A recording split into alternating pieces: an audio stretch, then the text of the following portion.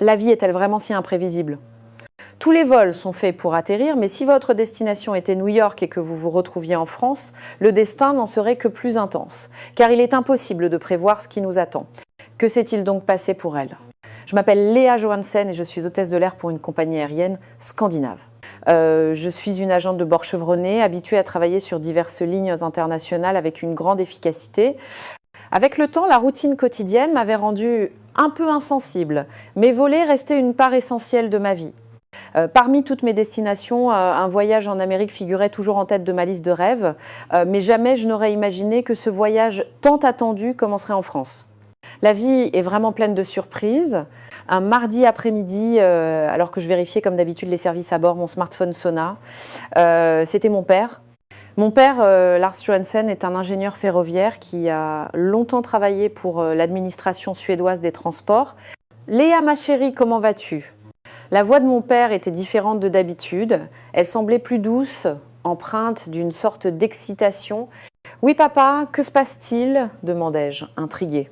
Mon père m'expliqua avec précaution que la famille de son collègue Ulf Andersson prévoyait un voyage en famille en Amérique et me demanda si je pouvais leur obtenir des billets d'avion. Puis il ajouta, en fait, nous avons décidé de partir avec eux. Je fus surprise un instant. Notre premier voyage à l'étranger, tous les trois, mon père, ma mère et moi. Jusqu'à présent, mes voyages n'avaient été que des déplacements professionnels et le temps en famille était toujours passé au second plan. Bien sûr que je vais vous aider. J'ouvris immédiatement le système de la compagnie et leur proposai des sièges à tarif réduit. Heureusement, je pus obtenir assez de place pour la famille d'Ulf également.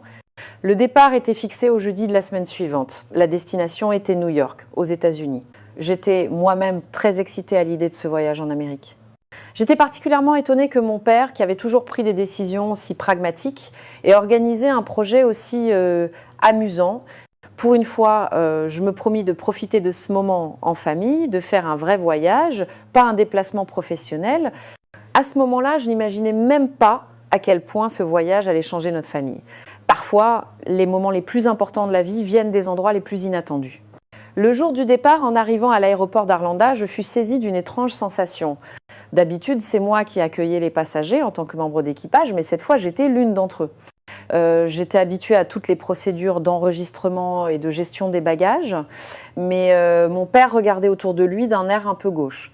Ce qui était particulier, c'était de le voir observer avec attention la structure des installations de l'aéroport et le système de signalisation. Il disait rien, mais c'était sans doute une déformation professionnelle en tant qu'expert des transports. Ma mère Ingrid le regardait avec tendresse tout en s'occupant des valises. Devant la porte d'embarquement, nous avons retrouvé la famille d'Ulf Andersson. Ulf était un collègue de longue date de mon père, un homme soigné et méticuleux. Sa femme, Elena, et leur fille, Erika, étaient avec lui. Erika s'approcha de moi amicalement pour me saluer.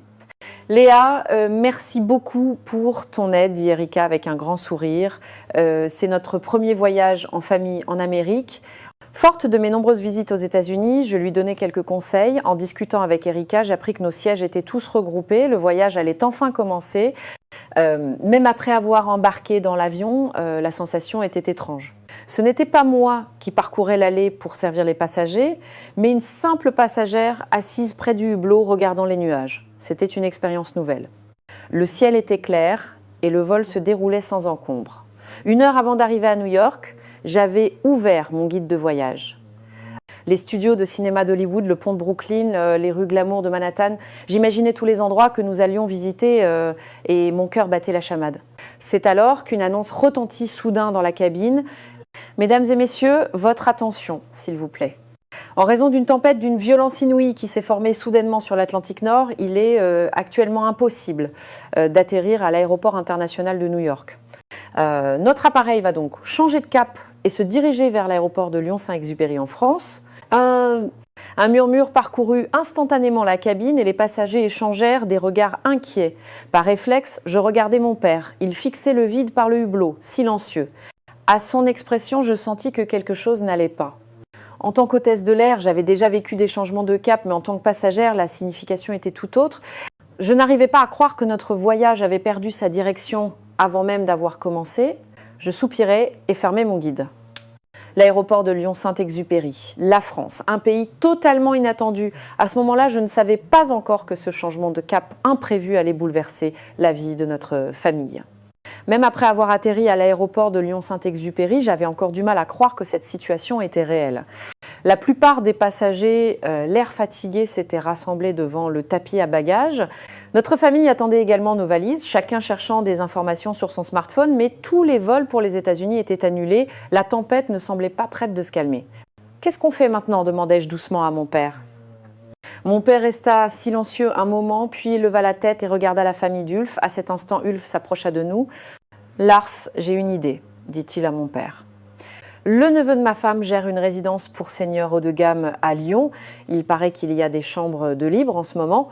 Pourquoi n'y resterions-nous pas ensemble jusqu'à ce que la tempête passe ? Honnêtement, j'étais un peu décontenancée. Un séjour imprévu dans un pays inconnu, l'inquiétude primait. Cependant, en pensant à passer plusieurs jours dans un hôtel près de l'aéroport, je me dis que c'était peu être une meilleure option.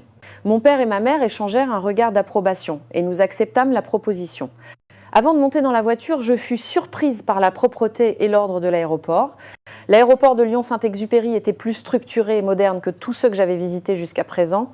Le système d'automatisation, la signalisation intuitive partout dans l'aéroport et surtout le fait que tout soit parfaitement indiqué en anglais m'impressionnèrent. Une scène en particulier me marqua. Un jeune homme qui avait pris un bagage par erreur s'excusa poliment sans paniquer. Il était bien habillé et avait un sourire doux. Mon père le fixa un long moment sans rien dire. En prenant le tramway Rhône-Express pour Lyon, j'observais le paysage urbain qui défilait par la fenêtre. C'était si calme et si propre. Les rues bien entretenues et les bâtiments modernes attiraient mon regard et j'étais particulièrement frappée par les arbres plantés partout et les parcs soignés. Ce qui me surprit encore plus, c'est que mon père, qui ne parlait pas un mot de français, n'avait aucune difficulté à s'orienter pour les correspondances. Tous les panneaux étaient en plusieurs langues et le système de métro était si intuitif que même un étranger pouvait l'utiliser facilement. « Comment est-ce possible ?» murmura mon père. Venant de lui, habituellement si critique envers les systèmes de transport des autres pays, c'était une réaction très positive. Certes, notre voyage était gâché, mais étrangement, je me sentais pas mal. Au contraire, j'avais la curieuse sensation d'entrer dans un nouveau monde. Ce sera peut être une expérience intéressante, dis-je en regardant mon père. Il me regarda et hocha la tête. Son regard semblait avoir retrouvé quelque chose qu'il avait oublié depuis longtemps. Peut-être avait-il abandonné son point de vue d'ingénieur obsédé par le pragmatisme et l'efficacité pour retrouver celui curieux d'un voyageur. En arrivant à la résidence pour seniors Les Jardins d'Or à Lyon, je sentis immédiatement que ce n'était pas un simple hébergement temporaire. L'extérieur du bâtiment était déjà luxueux. La façade, alliant fenêtres en verre moderne et bois, et les belles fleurs plantées le long de l'allée d'entrée, donnaient l'impression d'être dans un complexe hôtelier. En entrant dans le hall, je fus encore plus surprise. Porte automatique, système d'enregistrement sans personnel, cheminement conçu pour les fauteuils roulants. C'était un tout autre niveau que les maisons de retraite que je connaissais. Au-delà de la technologie, on sentait une attention centrée sur l'humain. Le personnel était très aimable et bien que nous soyons étrangers, ils nous répondirent dans un anglais parfait. Il y avait même un système de traduction multilingue dans le hall. Mon père regardait autour de lui en laissant échapper de petits murmures d'admiration. Alors que nous défaisions nos bagages dans notre chambre, mon père se tint soudain l'épaule avec une drôle d'expression. En le voyant, l'inquiétude m'envahit. Depuis quelques mois, il se plaignait parfois de douleurs à l'épaule, mais cette fois, cela semblait plus sérieux que d'habitude. « Papa, ça va ?» demandai-je, inquiète. Il me fit signe que tout allait bien. Mais peu de temps après, il se serra la poitrine et s'effondra. Un instant, j'eus l'impression d'être piégée dans un vide où tous les sons avaient disparu. Le cri de ma mère me parvenait de loin et ma propre voix ne sortait pas. « À l'aide ! Quelqu'un ! À l'aide !» réussis-je enfin à crier. Chose incroyable, dès que j'appuyais sur le bouton d'appel, une équipe médicale arriva rapidement. Je ne pouvais que regarder mon père souffrir en larmes dans cet endroit inconnu. Heureusement, le personnel médical commença les premiers soins avec une grande efficacité. Ce qui me surprit, c'est que les soins d'urgence commencèrent immédiatement, sans même le transporter à l'hôpital. Cet établissement possédait une petite mais parfaitement équipée installation médicale. Mais la plus grande surprise fut de découvrir que l'un des membres de cette équipe médicale n'était autre que ce jeune homme qui nous avait rendu notre bagage à l'aéroport. « Je suis le docteur Antoine Dubois. Ne vous inquiétez pas, votre père va bien. » Maintenant en blouse blanche, il diagnostiquait l'état de mon père avec un calme olympien. Plus que la surprise, ce fut le soulagement qui m'envahit. C'était comme si le destin s'en mêlait.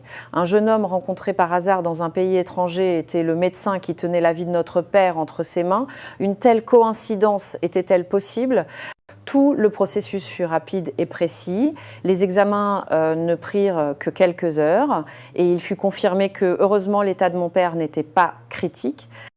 C'était une légère crise cardiaque, mais grâce à une intervention rapide, le pire avait été évité. La rapidité et la précision du système de santé français étaient plus impressionnantes que celles de n'importe quel pays que j'avais pu voir au cours de ma carrière dans l'aviation. En Suède, une telle procédure de l'attente à la consultation aurait pris plusieurs jours. Ici, tout fut réglé en quelques heures. Cette nuit-là, assise sur une chaise à côté du lit où dormait mon père, je contemplais les lumières de Lyon et me perdais dans mes pensées. Le monde que je connaissais, les structures que j'avais apprises, les normes auxquelles je croyais, tout commençait à vaciller. La France n'était pas seulement un pays développé, c'était un pays avec un système centré sur l'humain. Que mon père ait surmonté cette crise était important, mais je sentais que le choc culturel que je vivais serait bien plus profond et durable. Dehors, les lumières de Lyon brillaient comme des étoiles. À cet instant, j'eus l'impression que cette ville nous annonçait un nouveau départ. L'espoir que ce changement de cap inattendu puisse être une bénédiction pour notre famille commençait à naître. Après que mon père se soit stabilisé, nous avons commencé à explorer peu à peu la ville de Lyon. Antoine se proposa d'être notre guide et grâce à lui, nous avons pu découvrir les charmes cachés de la ville. Il nous a montré les endroits que les habitants préféraient plutôt que les circuits touristiques classiques. La conception méticuleuse de la ville, visible partout, fut pour moi une sorte de choc culturel. Les signaux vibrants avant les passages piétons, les bandes de guidage au sol, les rampes automatiques et les panneaux d'information étaient plus que de simples fonctionnalités. Ils étaient les traces d'une bienveillance. La Suède est aussi connue pour son État-providence, mais la France semblait avoir une longueur d'avance en matière de ville centrée sur l'humain. Ceci est un système de guidage vocal pour les malvoyants, expliqua Antoine en désignant un poteau à côté d'un arrêt de bus. En appuyant sur ce bouton, il vous indique quel bus arrive et dans combien de temps. C'est vraiment formidable. Une si petite attention, m'émerveillai-je. Antoine sourit modestement. La France a changé rapidement. Quand j'étais enfant, ce genre de système n'existait pas. Mais je pense que c'est le résultat des efforts de tous pour créer une société meilleure. La façon de parler et l'attitude d'Antoine m'impressionnèrent profondément. Il était fier de son pays, mais sans ostentation. Au contraire, il parlait aussi honnêtement des points à améliorer. Il y a encore beaucoup de lacunes. Mais l'important, c'est la volonté de toujours progresser. Ouais, nous avons continué à discuter en nous promenant dans le parc de la Tête d'Or. Les pistes cyclables et les sentiers de promenade qui entouraient le parc, ainsi que les nombreux espaces de repos, étaient impressionnants. Il était agréable de voir les gens passer leur temps tranquillement. Les pistes cyclables relient tout Lyon, expliqua Antoine. Beaucoup de gens les utilisent pour aller au travail. C'est bon pour l'environnement et pour la santé. Chacune de ces explications me fascinait par la manière dont la ville française respirait. Ce n'était pas la technologie qui primait, mais une structure qui plaçait la vie des gens au premier plan. C'est ce qui m'attirait.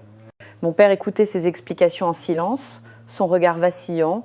J'étais à ses côtés et je voyais les normes auxquelles il avait cru toute sa vie d'ingénieur s'effondrer doucement face à ce pays qu'est la France.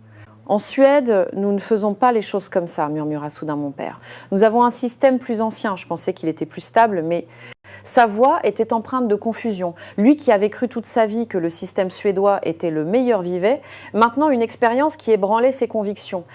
Pour le dîner, sur les conseils d'Antoine, nous sommes allés dans un restaurant de cuisine lyonnaise, un Bouchon. La quenelle de brochet, avec ses couleurs vives et l'harmonie de ses saveurs, était impressionnante. Je fus complètement séduite par cette cuisine française que je découvrais pour la première fois. « Quel repas sain !» s'exclama ma mère. « C'est incroyable que les légumes puissent être si variés et si délicieux. » Même pendant le repas, Antoine nous expliqua gentiment la culture française.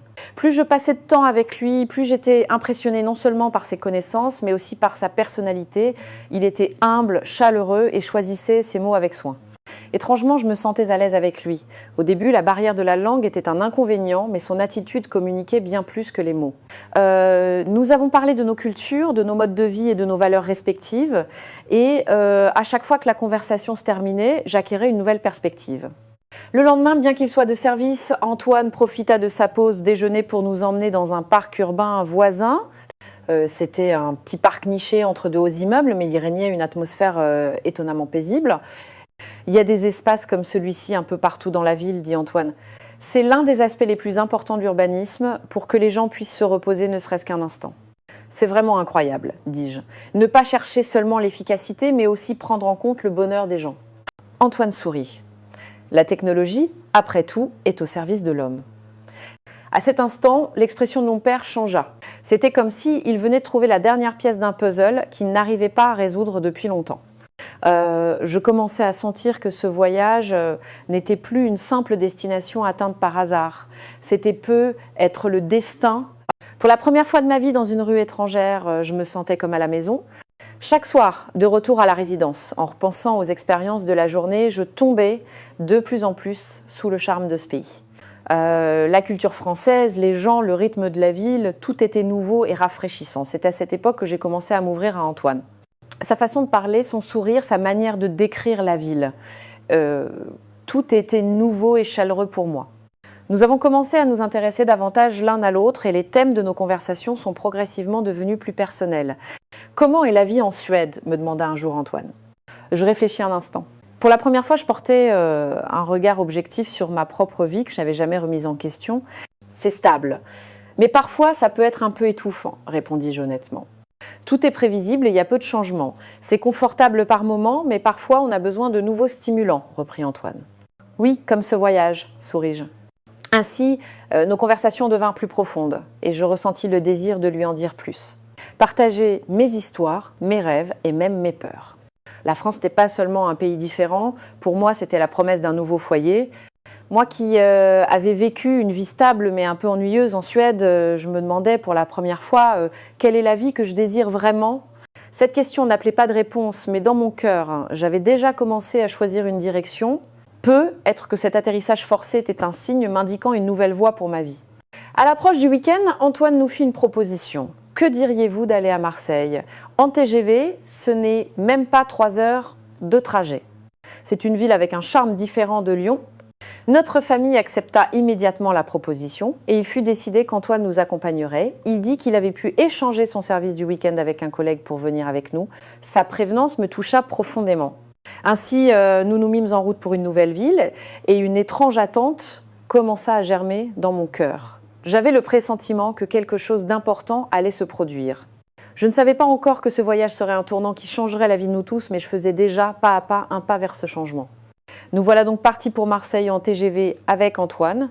Dès que j'ai mis les pieds à la gare de Lyon-Part-Dieu, mon regard a été naturellement attiré par la complexité du tableau d'affichage électronique et des portiques d'accès. En tant qu'agent de bord expérimenté, j'avais vu de nombreux aéroports et gares dans le monde, mais le système de la gare de Lyon était spécial. Le système d'information numérisé était clair, intuitif et toutes les procédures s'enchaînaient naturellement, même sans comprendre la langue. Les passagers attendaient en file indienne et les annonces étaient faites non seulement en français, mais aussi en anglais, allemand et espagnol. Mon père aussi, comme attiré par quelque chose, levait la tête vers le plafond et observait attentivement la structure des trains. Du point de vue d'un expert ferroviaire, il ne pouvait qu'être impressionné. « De quand date cette gare ?» demanda mon père à Antoine. Le bâtiment d'origine a été construit au début des années 1980, mais sa forme actuelle date d'une rénovation majeure au début des années 2000. Tout en conservant son aspect extérieur, l'intérieur a été modernisé avec les dernières technologies. Mon père hocha la tête, admiratif. Un équilibre remarquable. La première chose que j'ai ressentie en m'asseyant à l'intérieur du TGV, c'est le silence. Le train filait à une vitesse folle, mais il avançait sans la moindre secousse, en douceur. Le paysage de la campagne et des villes françaises qui défilaient par la fenêtre semblait composé comme une exposition. C'est incroyablement silencieux, dis-je. Nous roulons à 300 km/h, expliqua Antoine en riant. La première fois, personne ne croit à cette vitesse. Ça roule si bien. Mon père regardait dehors en silence. J'ai cru entendre le son de quelque chose qui s'effondrait dans son regard. J'ai appris plus tard qu'il s'était autrefois opposé à l'introduction de la technologie ferroviaire à grande vitesse française en Suède. Cette conviction était en train de s'effriter face à la réalité qui se déroulait sous ses yeux. « Avec quelle technologie ce train est-il fabriqué ?» demanda mon père avec précaution. Antoine expliqua que le TGV était une technologie française développée et améliorée pour s'adapter aux conditions spécifiques du pays. Il y avait eu en particulier de nombreux ajustements techniques pour faire face aux reliefs montagneux et aux variations de température. Nous adoptons la technologie, mais nous ne l'utilisons jamais telle qu'elle. Nous l'améliorons et la développons toujours pour l'adapter à notre environnement. Je sentis que cette explication n'était pas une simple information, mais une sorte de pont qui nous reliait tous les deux. La façon de parler, d'expliquer d'Antoine dégageait à la fois expertise et humilité. Le fait que la technologie ne soit pas seulement rapide, mais qu'elle fonctionne en tenant compte des personnes, m'a profondément émue. Pendant que nous prenions une collation, j'ai posé de nombreuses autres questions à Antoine. Il a répondu patiemment à toutes, ajoutant parfois des anecdotes amusantes pour enrichir la conversation. J'ai fait une partie de mes études aux États-Unis, dit Antoine. Ce que j'ai ressenti à l'époque, c'est qu'il est important d'apprendre les points forts des autres pays, mais il est tout aussi crucial de ne pas oublier les siens. Ces mots m'ont laissé une profonde impression. Moi aussi, j'avais toujours comparé et évalué les autres pays en voyageant, mais dans ce processus, je n'avais jamais réfléchi profondément à ma propre identité. À l'approche de Marseille, l'expression de mon père devint de plus en plus complexe. Parfois, il était plongé dans de profondes pensées, parfois son regard s'illuminait soudainement. Ses jugements passés, ses convictions, sa fierté, tout cela était en cours de réévaluation dans ce train filant à 300 km. À ses côtés, je regardais tranquillement le dos de sa main. Cette main qui avait conçu et évalué des systèmes ferroviaires pendant des décennies, maintenant marquée de rides profondes, tremblait légèrement et je pensais en mon fort intérieur, ce voyage n'est pas un simple déplacement, c'est une transformation à travers le mouvement. Pour moi, il y avait le lien avec Antoine. Pour mon père, il y avait le choc du TGV. Nous vivions le changement, chacun à notre manière. Quand nous sommes arrivés à la gare de Marseille-Saint-Charles, nous étions beaucoup plus silencieux qu'auparavant. Mais ce silence n'était pas celui de la perplexité face à une terre inconnue, mais un silence préparé au changement. C'était comme si une décision importante était sur le point d'être prise dans le cœur de chacun. En sortant de la gare, c'est l'odeur de la mer qui nous a accueillis. Une ville avec un air complètement différent, un rythme différent de Lyon s'étendait devant nous. Marseille semblait plus vivante, plus libre. « Nous allons passer la nuit ici, dit Antoine. J'ai réservé un hôtel près des plages du Prado. Vous aurez une chambre avec vue sur la mer. Ta génieux !» En m'enregistrant à l'hôtel qui surplombait la Méditerranée, je sentis mon cœur battre la chamade. J'avais l'impression que quelque chose de spécial allait se produire ici. Après avoir posé nos bagages dans la chambre, nous avons décidé de nous reposer un peu. Mon père était visiblement fatigué et a finalement dit qu'il préférait se reposer à l'hôtel pour la journée. Ma mère resterait avec lui et moi j'irais visiter Marseille avec Antoine. « Ça ira ?» demandai-je à ma mère. « Ne t'inquiète pas, vas-y, nous allons nous reposer ici, répondit-elle avec un sourire. Il y avait même une pointe de malice dans ce sourire. Ma mère semblait déjà avoir remarqué que quelque chose de spécial naissait entre Antoine et moi. Me retrouver seule avec Antoine me rendit soudain nerveuse. Mais il était aussi gentil et calme que d'habitude. Nous sommes sortis de l'hôtel et avons marché vers la côte. Le premier endroit que nous avons visité était les plages du Prado. La brise marine me caressait les joues et les vagues déferlaient à un rythme régulier. La mer de France n'était pas froide, elle était bleue, chaude et pleine de vie. La plage était animée par des couples, des familles et des gens à vélo et je me suis naturellement fondue parmi eux. Étrangement, je ne ressentais aucune sensation d'être une étrangère. C'était comme si j'appartenais à cet endroit depuis toujours, un sentiment de confort. Antoine m'expliquait doucement l'histoire de Marseille et les légendes liées à la mer. Chacun de ces mots était empreint d'amour pour cette ville. En fait, je suis originaire de Marseille, dit Antoine. J'ai fait mes études à Lyon, mais mon cœur est toujours resté ici. C'est une ville vraiment magnifique, dis-je sincèrement. Nous avons discuté tranquillement en regardant la mer. Pour la première fois, j'avais le sentiment de passer du temps pour moi-même, pas pour le travail ou le voyage. Et si je vivais ici?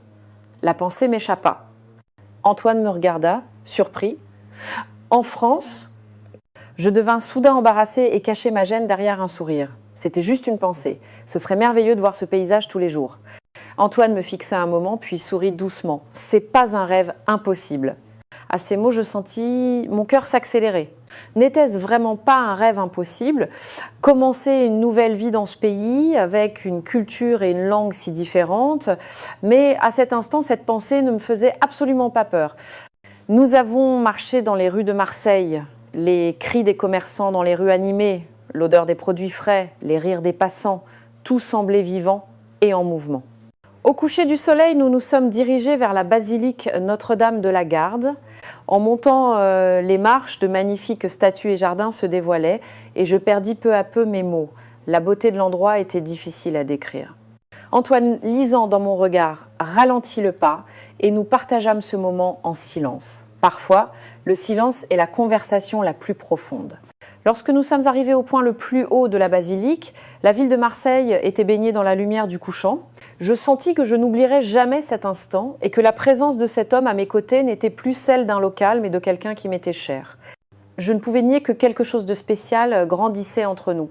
Sur le chemin du retour à l'hôtel, pour la première fois, je sentis que ce pays n'était plus un lieu étranger, c'était comme une ville que je connaissais depuis toujours. Et à cet instant, je réalisais que mon cœur avait déjà pris une décision. C'était pas un simple voyage, mais peut être le tournant de ma vie. Le matin à Marseille, sur la plage, était encore plus doux que la veille. En ouvrant la fenêtre de l'hôtel, une brise marine rafraîchissante emplit la pièce. La mer scintillait sous le soleil et on pouvait déjà voir des gens se promener sur le rivage. Contre toute attente, mon père semblait en pleine forme. La veille, sur la suggestion d'Antoine, il avait visité un centre social de quartier.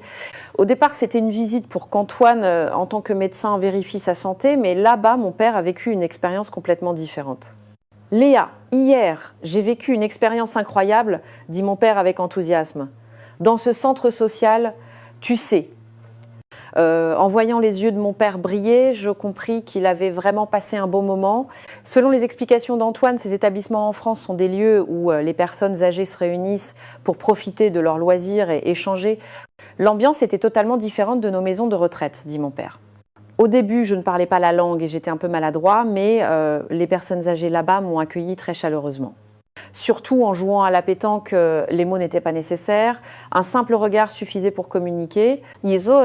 Mon père parla avec passion d'un certain monsieur Fournier qu'il avait rencontré en jouant à la pétanque. Cet homme qui parlait un anglais parfait avait travaillé comme ingénieur par le passé. Chose étonnante, malgré ses 80 ans, monsieur Fournier suivait les dernières tendances technologiques et gérait même ses actions en bourse sur son smartphone. Son dynamisme m'a sidéré. À plus de 80 ans, il marche sur la plage tous les matins, maîtrise les appareils numériques et enseigne même l'anglais à ses petits-enfants. C'est une image qu'on a du mal à imaginer en Suède. Ce qui l'a encore plus surpris, ce sont les équipements du centre. Des appareils de suivi de santé dernier cri à la bibliothèque numérique, tout était parfaitement organisé pour soutenir les activités des personnes âgées. Et il y avait un moment musical. Et on m'a fait découvrir la chanson française. Au début, c'était pas familier, mais j'ai adoré son entrain. Je n'aurais jamais pensé chanter une chanson française un jour. En entendant mon père fredonner une mélodie française, je ne pus m'empêcher de rire. Je ne l'avais jamais vu chanter de ma vie. En regardant une vidéo qu'Antoine avait prise, je vis mon père un peu gauche, mais chantant avec un plaisir sincère. On a même déjeuné ensemble et le repas était absolument délicieux. Un plat français composé uniquement d'ingrédients sains et chaque menu était nutritionnellement équilibré et en plus c'était gratuit.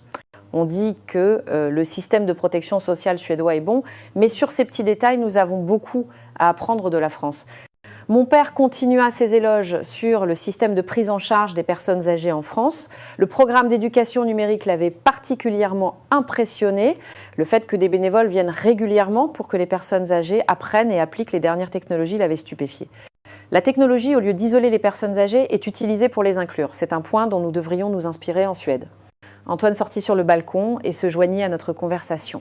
« Monsieur Johansen, vous aviez l'air de bien vous amuser hier. Comment vous sentez-vous aujourd'hui ?»« Ah, très bien, » répondit joyeusement mon père. « Grâce à vous, j'ai vécu une expérience vraiment spéciale. Aujourd'hui, j'aimerais explorer un peu plus Marseille. » Je m'assis tranquillement à côté de mon père et nous restâmes tous les trois un moment à contempler la mer en silence. Le soleil qui scintillait sur l'eau semblait annoncer le nouvel avenir qui s'ouvrait devant nous. Au bout d'un moment, mon père dit d'une voix basse « Léa, puis-je te demander honnêtement, penses-tu que je me suis trompée ?» Je fus surprise par la question de mon père, lui qui avait toujours été si sûr de lui, poser une telle question. « Je ne comprends pas bien ce que tu veux dire, » répondis-je avec précaution. Mon père soupira profondément. J'ai vécu toute ma vie en croyant au système suédois. Je pensais que notre manière de faire était la plus rationnelle et la plus efficace.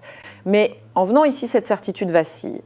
La confession de mon père me laissa sans voix. Il continua. En découvrant l'efficacité, la bienveillance et surtout les relations humaines chaleureuses en France, mes repères ont changé.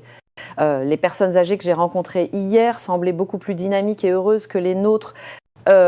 L'esprit de communauté qu'ils possèdent, le soin qu'ils prennent les uns des autres, ce sont des choses que l'argent ne peut pas acheter. La confession honnête de mon père me toucha profondément. J'étais étonnée qu'un homme qui avait toujours cru en son propre jugement puisse changer à ce point. « Papa », commençai-je, mais mon père me coupa. En fait, l'idée de passer ma retraite ici à Marseille avec vue sur cette mer m'est venue. Une vie où je marcherais sur la plage tous les matins, où je jouerais à la pétanque dans ce centre et où je passerais du bon temps à chanter des chansons françaises avec de nouveaux amis. Ces mots étaient si inattendus que je restais un moment sans voix. Mon père, qui avait passé toute sa vie en Suède, voulait vivre en France. Mais, chose surprenante, je ne ressentis ni surprise ni hésitation. Au contraire, je sentis un sentiment qui germait en moi depuis longtemps, se transformer en une décision ferme. Je pensais la même chose, dis-je honnêtement. J'aimerais vivre ici, redéfinir ma vie.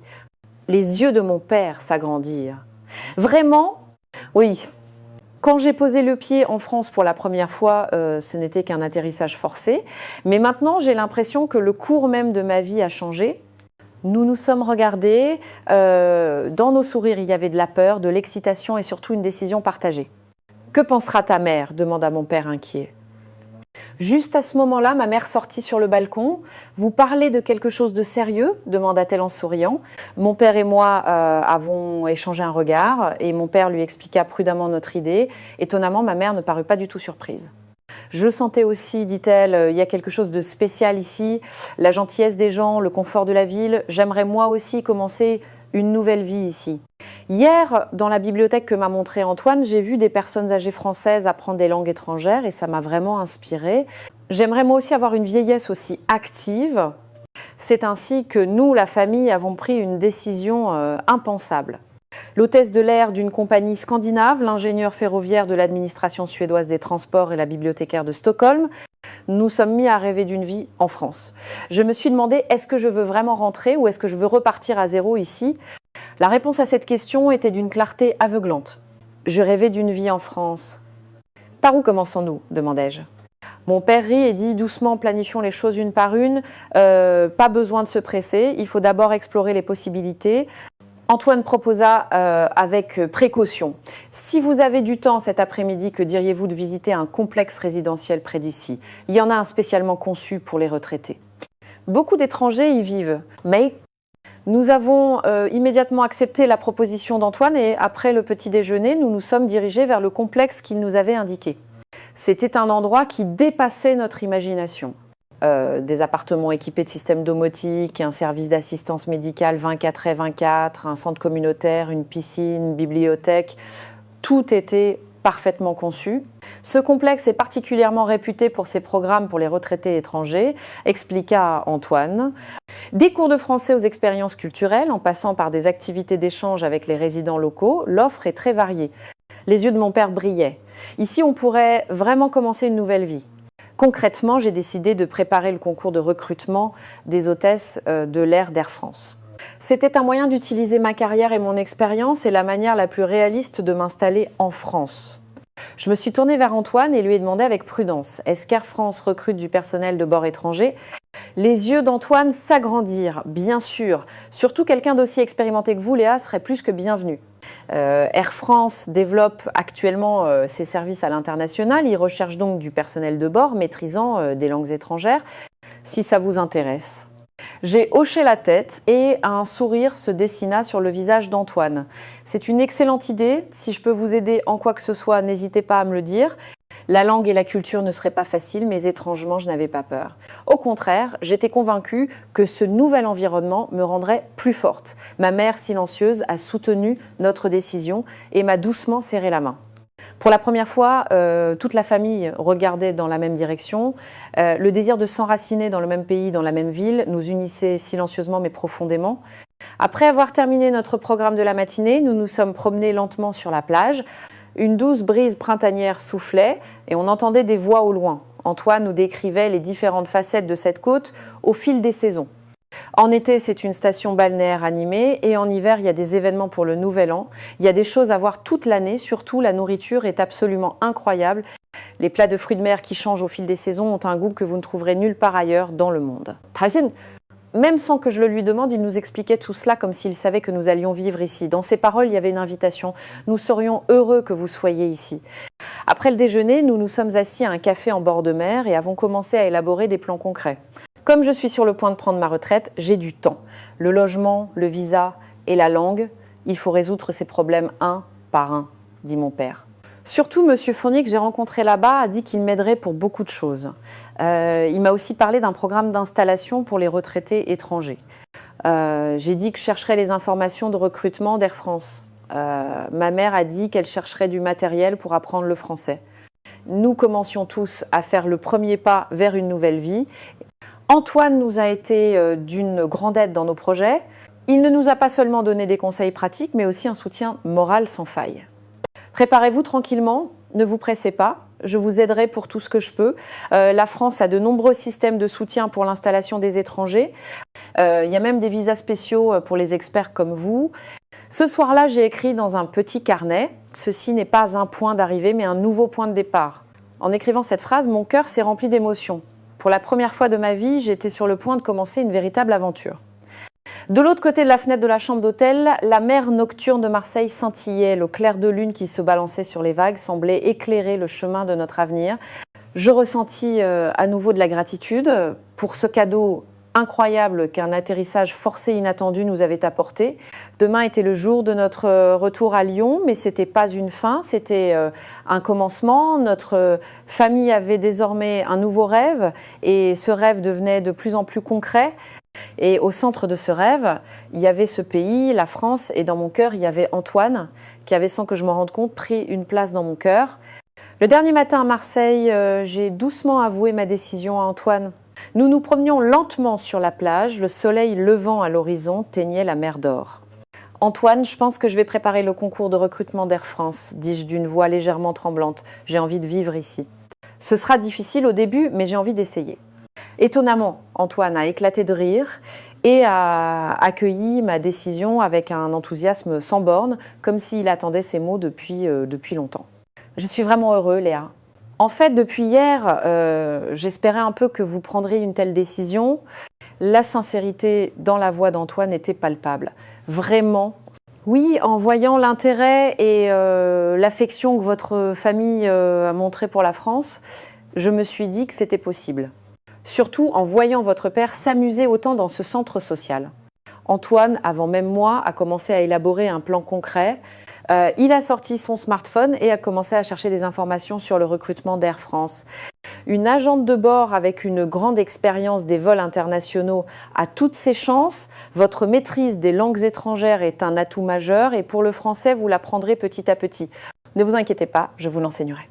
Son soutien passionné m'a émue. Au-delà de la simple gentillesse, je sentais qu'il encourageait sincèrement mon avenir. S'adapter en tant qu'étrangère en France ne sera pas facile, mais les grandes villes comme Lyon ou Marseille sont assez internationales et les communautés d'expatriés sont bien développées. Et surtout, les Français sont très bienveillants envers les étrangers. Notre conversation a naturellement dérivé vers des sujets plus profonds, les différences culturelles, la barrière de la langue et les difficultés que l'on peut rencontrer pendant l'adaptation. Mais à la base de toutes nos conversations, il y avait le postulat d'être ensemble et la question du mariage est venue naturellement. Ce qui avait commencé comme une plaisanterie est devenu de plus en plus sérieux. En fait, le temps que je passe avec vous, Léa, est un vrai bonheur, dit doucement Antoine.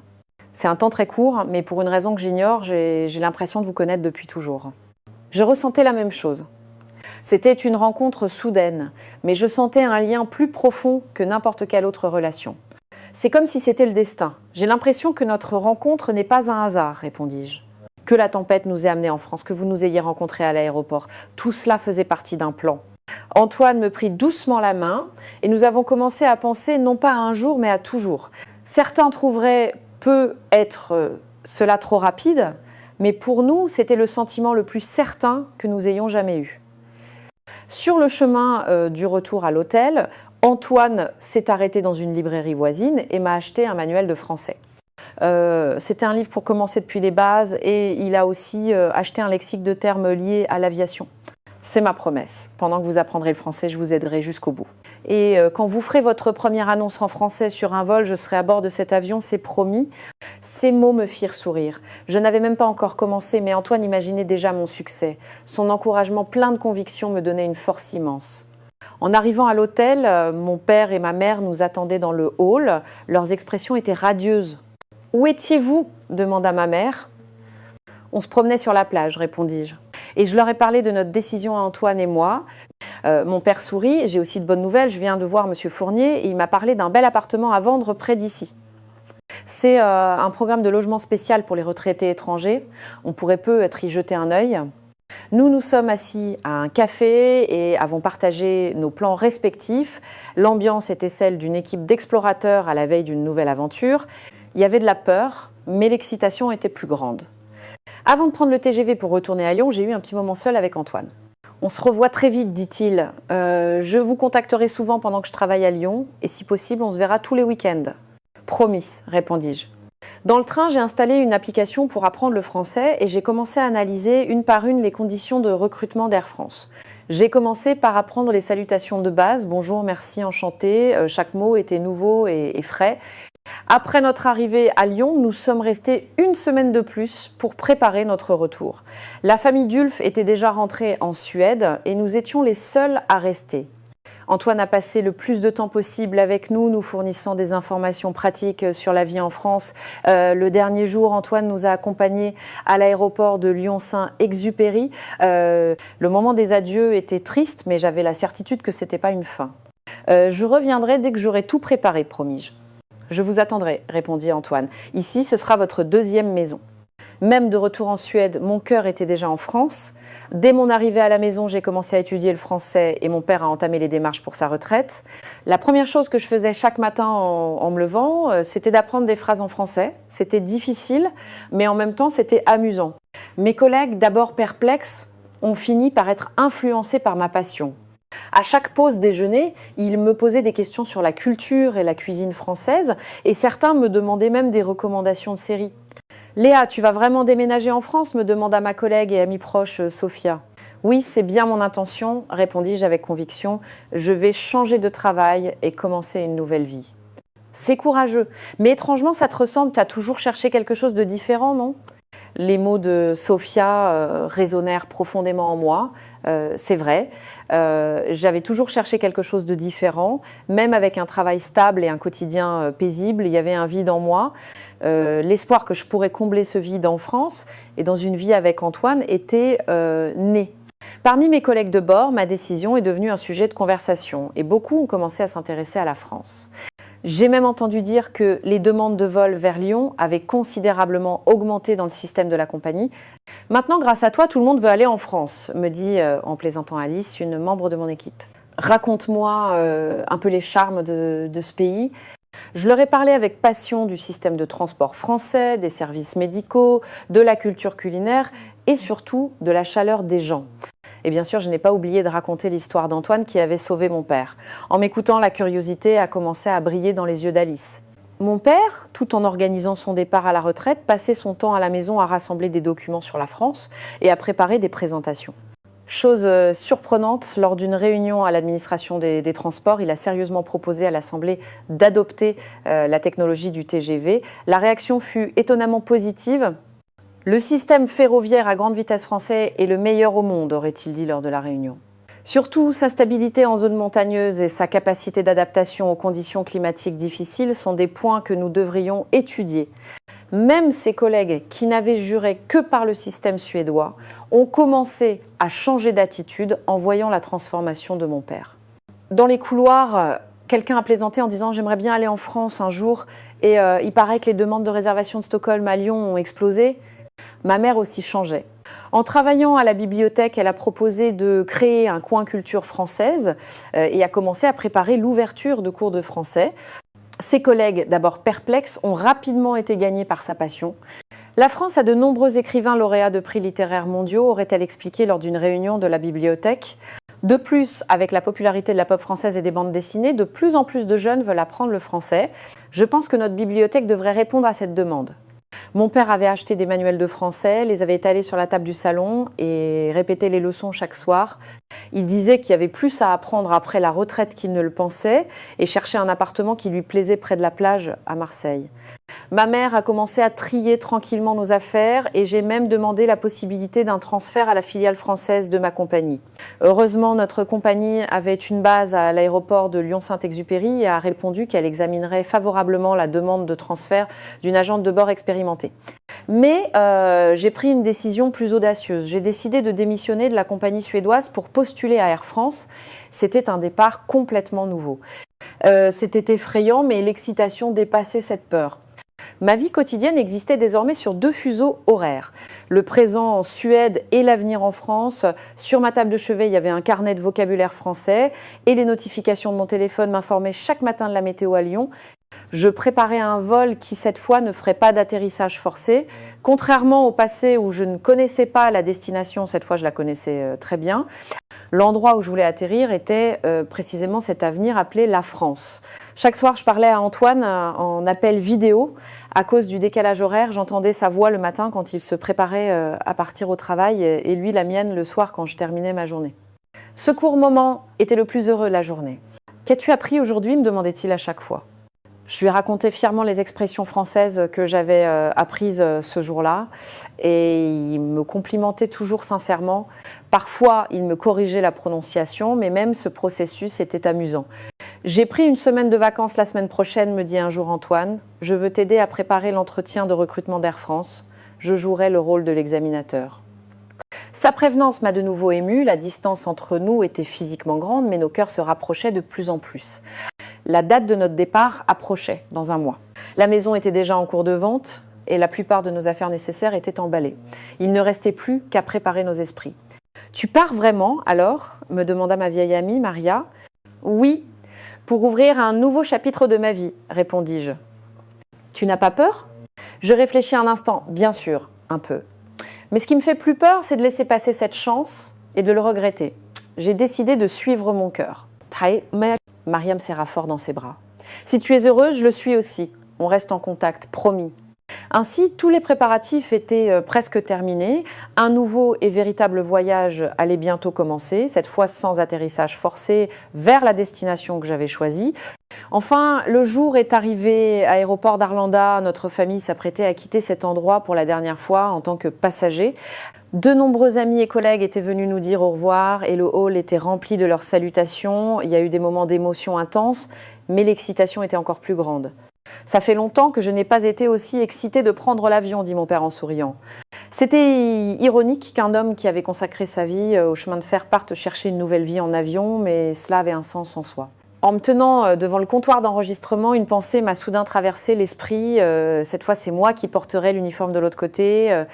L'idée de porter bientôt l'uniforme d'Air France au lieu de l'uniforme bleu scandinave me faisait battre le cœur. En montant à bord de l'avion, les membres d'équipage nous ont accueillis de manière spéciale. C'étaient tous mes collègues, ils avaient préparé une petite fête d'adieu. Ce serait mon dernier souvenir à bord. « Léa, bonne chance, me dit Caroline, une de mes collègues. J'ai hâte de voir à quel point tu vas briller en France. Reviens nous voir de temps en temps. » En entendant ces mots, je me suis mise à pleurer comme une enfant. Mes collègues que je connaissais si bien, tous les souvenirs du passé défilaient devant mes yeux. Tout le monde m'a réconfortée et nous nous sommes dit un dernier au revoir. Après avoir repris mes esprits, un vol de 12 heures nous a emmenés vers Lyon. Par le hublot, un tapis de nuages s'étendait et en dessous, on voyait les vastes terres de l'Europe. Au lieu d'un livre suédois, j'ai ouvert mon manuel de français. En tournant les pages, j'ai soudain réalisé que j'avançais précisément vers ce que je désirais. En arrivant à l'aéroport de Lyon-Saint-Exupéry, la première personne que j'ai vue était Antoine. Il se tenait là avec une pancarte sur laquelle était écrit « Bienvenue en France ». À cet instant, toutes mes inquiétudes et mes angoisses se sont envolées. J'ai eu la certitude que c'était exactement là que je devais être. « Vous voilà enfin », dit Antoine avec un grand sourire. « C'est maintenant que le vrai nouveau départ commence ». Nous nous sommes regardés, des émotions inexprimables étaient contenues dans ce sourire. Antoine nous avait préparé un logement temporaire près de son lieu de travail. Nous y resterions jusqu'à notre déménagement à Marseille. L'appartement était petit, mais il avait tout ce dont nous avions besoin et surtout, c'était un bon endroit pour s'adapter à la vie française. « À partir de demain, un programme chargé vous attend, dit Antoine. Enregistrement pour le visa, ouverture d'un compte bancaire et Léa, vous devez aussi préparer votre entretien chez Air France. » Tout était nouveau, mais je n'avais pas peur. Au contraire, l'excitation était plus grande. Surtout la gentillesse des Français nous a rassurés. Même si nous ne parlions pas la langue, leur sourire chaleureux et leur prévenance étaient bien assez communicatifs. La première semaine est passée à une vitesse folle. Mon père s'est inscrit à un programme pour retraités étrangers et ma mère a commencé à faire du bénévolat à la Bibliothèque internationale. Moi, tout en préparant mon entretien chez Air France, je me suis également inscrite à une école de français. Antoine nous a aidés avec dévouement à nous adapter à la vie française. Il est devenu bien plus qu'un simple guide, un véritable membre de notre famille. À l'approche de mon entretien, j'étais nerveuse, mais en même temps, j'étais confiante. Mes longues années d'expérience sur les vols internationaux étaient sans aucun doute un atout. La veille au soir, Antoine a fait un entretien blanc avec moi et m'a patiemment enseigné les manières professionnelles à la française. « Ayez confiance en vous », m'encouragea Antoine. « Votre expérience et votre passion leur seront certainement communiquées. » En entrant dans la salle d'entretien, 3 examinateurs m'ont accueilli. C'était un moment tendu, mais j'ai commencé avec les salutations en français que j'avais préparées. « Bonjour, je m'appelle Léa Johansen. Je suis ravie de vous rencontrer. » Un sourire se dessina sur le visage des examinateurs, ce qui a suffi à détendre un peu l'atmosphère. L'entretien s'est déroulé en anglais, mais j'ai essayé d'utiliser de temps en temps le français que j'avais appris. J'espérais que mon expérience, ma compréhension de la culture française et surtout mon désir sincère de commencer une nouvelle vie en France serait bien perçu. Quand l'entretien s'est terminé et que je suis sortie, Antoine m'attendait devant le bâtiment. « Comment ça s'est passé ?» demanda-t-il inquiet. « Mieux que je ne le pensais », répondis-je.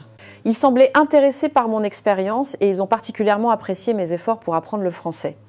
2 jours plus tard, la bonne nouvelle est arrivée. J'étais acceptée comme agente de bord internationale chez Air France.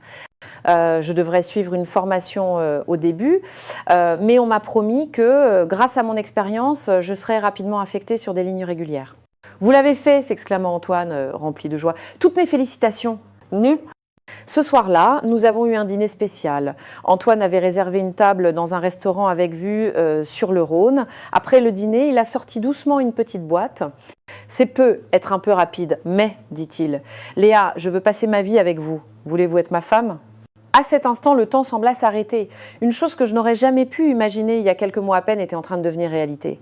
Mais j'étais plus certaine que jamais. « Oui, Antoine, je veux moi aussi passer ma vie avec vous. » L'annonce de nos fiançailles a apporté une grande joie à mes parents. Mon père était particulièrement heureux. « Je suis si content de voir ma fille aussi heureuse, dit-il. Antoine est vraiment un homme bien. Nous avons décidé de ne pas nous presser pour le mariage. Nous le ferions une fois que tout le monde serait complètement adapté à la vie française et que j'aurais pris mes marques dans mon nouveau travail. Mais nos fiançailles étaient déjà le signe d'un nouveau départ. La formation n'était pas aussi facile que je le pensais. L'apprentissage du français était le plus grand défi, mais avec l'aide d'Antoine et de mes collègues, j'ai progressé petit à petit. L'apprentissage de la culture du service à la française était particulièrement intéressant. Le concept français de l'art de recevoir va au-delà du simple service, expliqua la formatrice. Cela signifie une attention et un intérêt qui viennent du cœur. Ces mots ont résonné en moi. C'étaient les valeurs que j'avais toujours cherché à incarner. Pas un service, mais un véritable accueil. C'était exactement l'attitude que je voulais montrer en tant qu'agente de bord. La formation terminée, mon premier vol approchait, c'était une ligne de Lyon à Stockholm, aéroniquement un vol qui me ramenait là d'où je venais.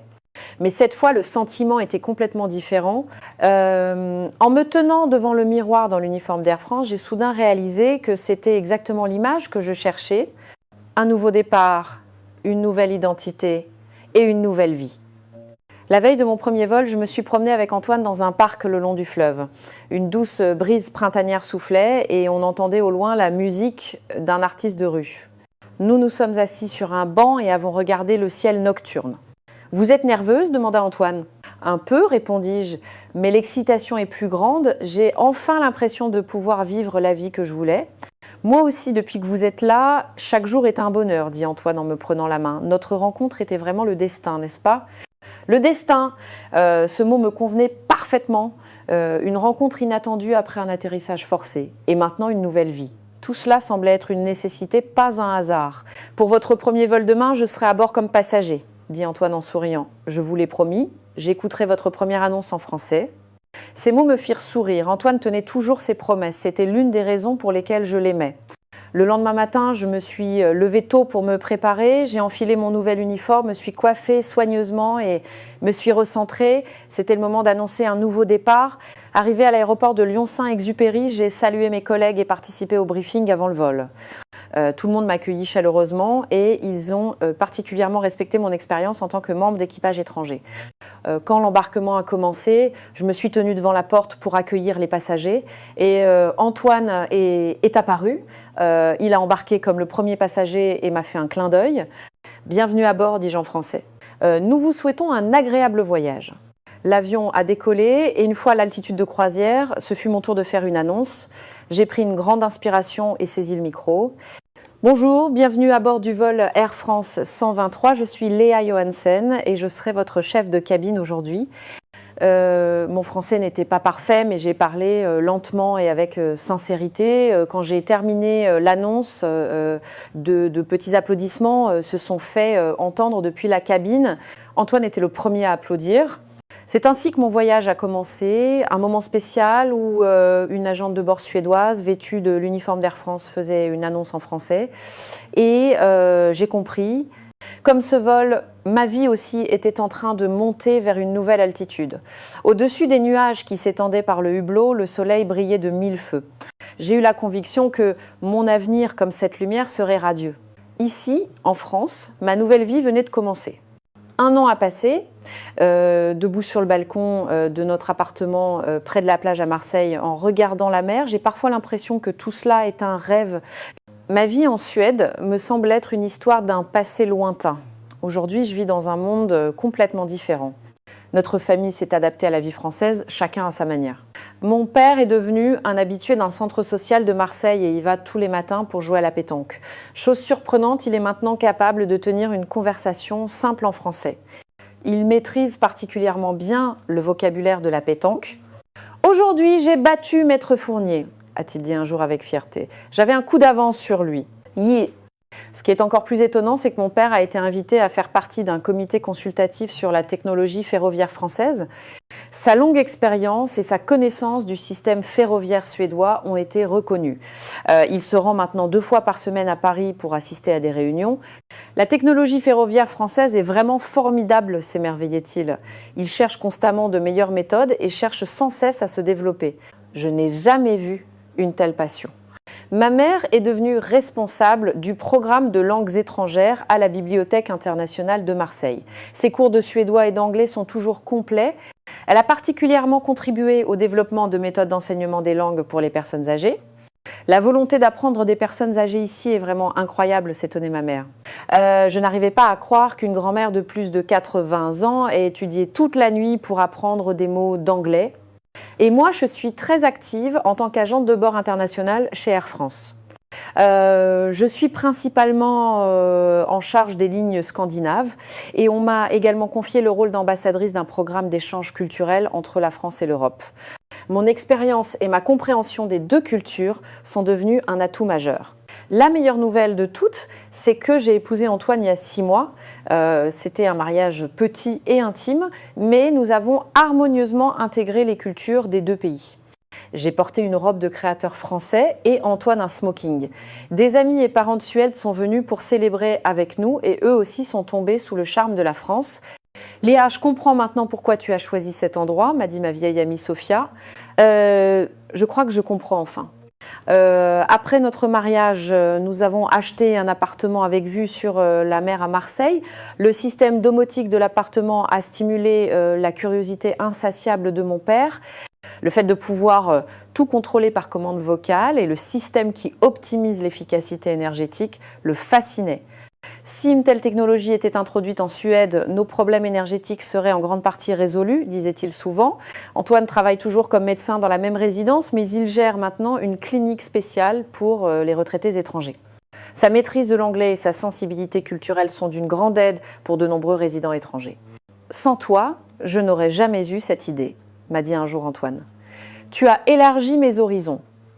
Notre quotidien s'est installé bien plus naturellement que prévu. Les jours où je ne vole pas, je me consacre à l'étude du français et j'ai maintenant atteint un niveau de conversation courante. » Antoine, après le travail, aime découvrir de bons restaurants ou aller au cinéma. Le week-end, toute la famille se réunit souvent pour savourer une fondue ou un barbecue. Mon père est particulièrement tombé amoureux du vin français et ma mère se passionne pour l'apprentissage des recettes de cuisine. Nous alternons entre la cuisine traditionnelle suédoise et la cuisine française, profitant de l'harmonie des deux cultures. Ce qui m'a le plus surprise dans la vie en France, c'est le lien avec la communauté locale. Au début, j'ai eu du mal avec la barrière de la langue et de la culture, mais grâce à la chaleur de nos voisins, nous nous sommes rapidement adaptés. Ne soyez pas timide parce que vous êtes étranger. Ici, vous faites partie de la famille, sont les mots que nous a dit le concierge de l'immeuble la première fois que nous l'avons rencontré, et je m'en souviens encore. Et ces mots étaient vrais. Pour les fêtes traditionnelles, nos voisins nous offraient des spécialités, et nous étions toujours invités aux fêtes de quartier. Sans nous en rendre compte, nous étions devenus membres de cette communauté. Le système de protection des personnes âgées en France a été particulièrement impressionnant. Mon père, grâce au centre social, a pu participer à diverses activités, de l'éducation numérique au bilan de santé, en passant par les activités culturelles. Tout était organisé de manière systématique. En Suède, les personnes âgées sont souvent isolées socialement, disait mon père. Mais ici, chaque jour est plein de vie et de sens. Un jour, mon père est rentré avec une nouvelle surprenante. Une entreprise ferroviaire française allait lancer un nouveau projet basé sur ses conseils. C'était un système hybride combinant la technologie ferroviaire écologique suédoise et l'efficacité française. Le rêve de toute ma vie est sur le point de se réaliser, ses yeux brillaient. Un système qui combine les points forts des deux pays. Rien que d'y penser. Je suis excitée. Ce soir-là, alors que toute la famille était réunie, ma mère a également annoncé une bonne nouvelle. Le programme d'enseignement des langues pour les personnes âgées qu'elle avait développé à la Bibliothèque internationale de Marseille avait été adopté comme modèle national. Au début, ce n'était qu'une petite tentative, dit ma mère modestement. Je n'aurais jamais pensé que ce serait reconnu à ce point. Ah mais toute la famille réussissait dans son domaine respectif et surtout nous étions tous profondément satisfaits de notre nouvelle vie ici. Personne n'aurait pu prédire qu'un voyage commencé par un atterrissage forcé aurait une si belle fin. J'avais aussi une bonne nouvelle. La compagnie aérienne m'avait proposé un nouveau rôle, celui de responsable de l'équipe de formation du personnel de bord pour développer un nouveau programme de formation fusionnant les cultures de service françaises et européennes. Votre expérience et votre bagage culturel sont un atout majeur pour notre compagnie, m'a dit le directeur des ressources humaines. Mettez à profit votre force unique de comprendre les deux cultures. Et j'avais une autre nouvelle spéciale. Je ne l'avais pas encore dit à ma famille, mais j'allais bientôt accueillir une nouvelle vie, un enfant qui naîtrait de l'union d'Antoine et moi, un lien précieux qui unirait deux cultures. Ce soir-là, en regardant la mer nocturne, j'ai annoncé la nouvelle à Antoine. Vraiment, son visage s'est illuminé de joie. Nous allons être parents. J'ai hoché la tête et il m'a doucement serré dans ses bras. À cet instant, tout semblait parfait, à sa place. Notre enfant apprendra le suédois et le français en même temps, dit Antoine, rêveur. Ce sera un enfant spécial avec les qualités des deux cultures. Je me suis soudain souvenu du jour où j'ai posé le pied en France pour la première fois, le tournant de ma vie provoqué par un atterrissage forcé inattendu. Avec le recul, il semble que tous ces hasards menaient à une nécessité. La vie ne se déroule pas comme on l'a prévu, n'est-ce pas, dit Jean-Antoine. Parfois, un changement de direction inattendu nous mène à la plus belle des destinations. Antoine me serra fermement la main. C'est vrai, peut-être que notre destin était déjà scellé dès l'instant où tu as posé le premier pas à l'aéroport de Lyon. Le lendemain matin, nous avons réuni toute la famille pour leur annoncer la grossesse. Mon père et ma mère ont pleuré de joie et mon père était particulièrement ému. Voir le visage de mon petit enfant en France, dit-il, submergé par l'émotion. La vie est vraiment imprévisible. Ma mère a déjà commencé à planifier la décoration de la chambre du bébé, voulant créer un espace spécial qui incorporerait les traditions françaises et suédoises. C'est ainsi que notre histoire est entrée dans un nouveau chapitre. Un voyage commencé par un atterrissage forcé s'est maintenant transformé en une vie complètement nouvelle. En quittant le quotidien stable de la Suède, nous avons commencé une seconde vie dans ce pays inconnu qu'est la France et nous y avons trouvé un bonheur bien plus grand que prévu. La mer que je vois par la fenêtre est toujours aussi belle. Comme le flux et le reflux de la marée, la vie peut être en constante évolution. L'important peut être de ne pas résister à ce courant et même si l'on est parfois emporté dans une direction inattendue, de trouver un sens à cela. Ce soir, notre famille a décidé d'organiser une petite fête sur la plage pour célébrer notre premier anniversaire de vie en France et la naissance d'une nouvelle vie. Une table où se côtoie la cuisine traditionnelle suédoise et la cuisine française, des rires où se mêlent deux langues et ce moment où deux cultures différentes fusionnent en une seule. Rien que d'y penser, mon cœur se remplit d'émotions. Désormais, pour moi, la France n'est plus seulement un autre pays, c'est ma maison, la scène de ma vie et le point de départ de mon avenir. Et surtout, c'est l'endroit où j'ai trouvé le vrai bonheur. Une tempête nous a amenés ici, mais désormais, aucune tempête ne pourra nous emmener ailleurs. Nous sommes déjà arrivés à la maison, ici, en France. Depuis le balcon, je regarde la mer et souris doucement. On dit que tous les vols, finalement, sont faits pour atterrir. Et mon vol a atterri en toute sécurité à la plus belle des destinations. Si cette histoire a laissé une douce résonance dans votre cœur, n'hésitez pas à partager vos pensées en commentaire. Votre abonnement et votre j'aime sont une grande force pour la création de la prochaine vidéo. Merci de votre attention. Le lieu où l'émotion s'arrête, ici c'est émotion et atterrissage.